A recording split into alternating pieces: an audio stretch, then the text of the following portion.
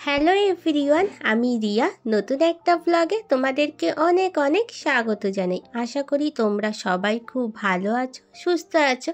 আমিও খুব ভালো আছি।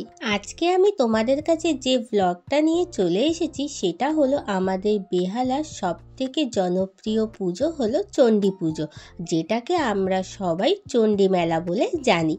এবছরে আমাদের চণ্ডী মেলা 233তম বর্ষে পড়েছে। ভাবছো এই সকাল সকাল আমি মেলা ঘুরতে এসেছি? না না, আমি সকাল সকাল মেলায় আসিনি। আমি এসেছিলাম আজকে চণ্ডী পুজোর অষ্টমী ছিল।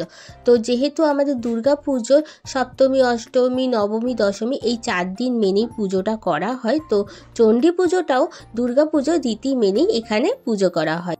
আশ্বিন মাসের দুর্গা পুজোর সপ্তমী যে তারিখে পড়ে, এখানেও চণ্ডী পুজোরও সেই তারিখটা মেনেই এখানে সপ্তমীর দিন থেকে পুজো স্টার্ট হয়। কালকে ছিল সপ্তমীতে উদ্বোধন, তারপরে অষ্টমীর দিনে আমরা সবাই সকাল সকাল চলে এসেছিলাম, মানে আমি আর মা দুজনে মিলে পুজো দিতে।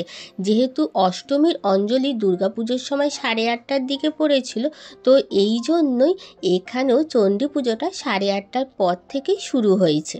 আমি প্রত্যেক বছর এখানে সাবন্য রায়চৌধুরীর বাড়িতে যে ঘটের পুজোটা করা হয় সেই পুজোটাই আমি সন্ধেবেলা করে এসে দিতাম। এবছর ভাবলাম যে এখানে যে চণ্ডী পুজোটা এটা হলো বারোয়ারি পুজো, কিন্তু সাবন্য রায়চৌধুরীর বাড়ি থেকে কিছুটা হেল্প করা হয় আরও সব পুজোর জন্য। এই পুজোটাও আমাদের অনেক পুরনো পুজো, যেহেতু এটা বারোয়ারি পুজো তাই ভাবলাম এবছর আর ঘটে না পুজো দিয়ে এবছরে এই বারোয়ারি পুজোটা চলে আসবো দিতে। কারণ সব সময় তো ওই ঘটের পুজোটা শনি মঙ্গলবার করে এসে দিতে পারবো, কিন্তু এই মা চণ্ডীর পুজোটা আমি বছরে একবারই দিতে পারবো। তাই জন্য সকাল সকাল চলে এসেছি, প্রায় তখন 10টা বাজে, তখন পুজো দিতে। আর এবছরে যেহেতু দুর্গা পুজোর অষ্টমী একটু দেরিতে পড়েছিল, তাই জন্য এই চণ্ডী পুজোর ভিড়টাও কম ছিল। কারণ প্রত্যেক বছরে এখানে বিশাল লম্বা একটা লাইন পড়ে, পুজো দিতে গেলে অবস্থা একদম খারাপ হয়ে যায়। আর আমরা যেহেতু 10টার সময় চলে এসেছিলাম তাই জন্য একটু ভিড়টা কম ছিল। কারণ যতই দেখছি সময় পেরাচ্ছে ততই দেখছি ভিড় আরও বাড়ছে। এখানে পুজো দেওয়ার নিয়ম হলো এখানে প্রত্যেক পাড়ার ব্রাহ্মণরা দু সাইডে 6-7 জন মতন বসে থাকে, তাদের কাছে গিয়ে তোমরা পুজো দিতে পারো।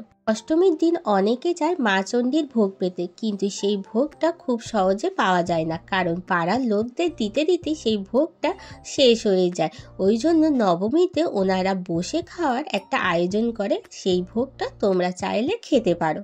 অষ্টমীর পুজো দিতে দিতে প্রায় তখন বেজে গিয়েছিল 12টা, আর সকাল থেকে উপোস করেছিলাম, পেটটা একদম খিদের জন্য চুচু করছিল, তাই জন্য বাড়ির উদ্দেশ্যে রওনা দিলাম। টাটা।